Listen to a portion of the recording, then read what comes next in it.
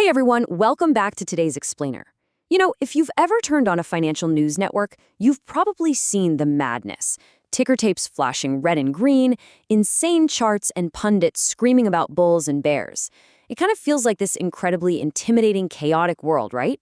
But underneath all that noise, the stock market is actually built on a surprisingly simple, totally ingenious concept that literally hasn't changed much over the centuries. Okay, let's dive into this and re-examine the core mechanics driving today's market. To keep us on track with such a massive topic, we've broken our journey down into 5 digestible chapters. 1. The first stock market. 2. Going public, the IPO. 3. The price seesaw. 4. What moves the market. And finally, 5. You in the market. Chapter 1. The first stock market. Before we can really wrap our heads around the complex algorithms and high-frequency trading of today, we actually have to rewind the clock way back. Because the modern market, it started with wooden ships. Imagine it's the 1600s. The Dutch East India Company is trying to outfit these massive global voyages for gold, spices, and silk. And because the costs were just absolutely astronomical, they did something brilliant. They let private citizens front the cash in exchange for a proportionate share of the profits. Fast forward a few weeks and months, and people started actively trading these profit shares in local coffee houses, which, without even realizing it, invented the world's very first stock market. So obviously, we've come a really long way since trading pieces of paper over a cup of coffee. But since those early days, companies all over the world have used this exact same playbook, collecting capital from willing investors to fund their ventures. Fast forward to today, and this ecosystem is just massive. We're talking entire academic institutions dedicated to it, super specialized careers, and literal 24/7 television channels running around the clock just to analyze the whole shebang. It is definitely a bit more intricate than its original 17th century incarnation. Chapter 2, Going Public, the IPO. Let's move to and see how this builds. As we look at exactly how a modern business actually enters this giant financial ecosystem today. We'll use a fictional coffee company as our micro-example here. The IPO process, or initial public offering, follows a pretty strict sequence. Step 1. The company pitches its valuation and business model to major institutional investors. Step 2. If the numbers look solid, those institutional heavyweights essentially sponsor or underwrite the IPO.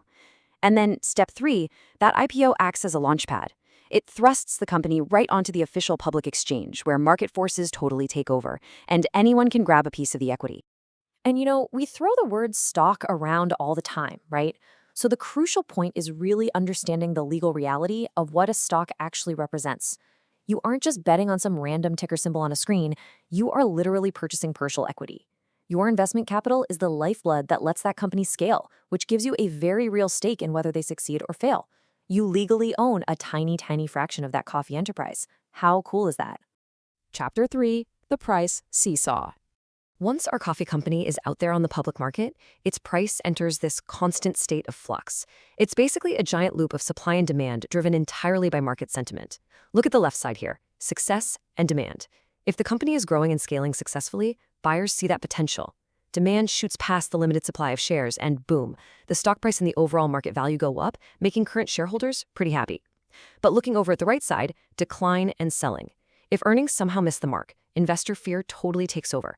Shareholders start dumping their equity to protect their profits or cut their losses, and that excess supply absolutely floods the market, causing the stock's value to plummet. It's a literal seesaw of perception. Chapter 4. What moves the market? So if price is essentially based on perception, what dictates that perception on a massive global scale? Well, the answer is a totally chaotic mix of unavoidable market forces. Because companies don't operate in a vacuum, right?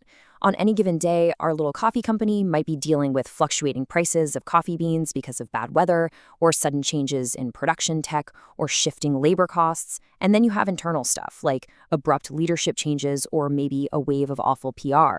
Zooming out even further, governments might drop new regulatory laws or totally new international trade policies. And honestly, sometimes it's just human unpredictability.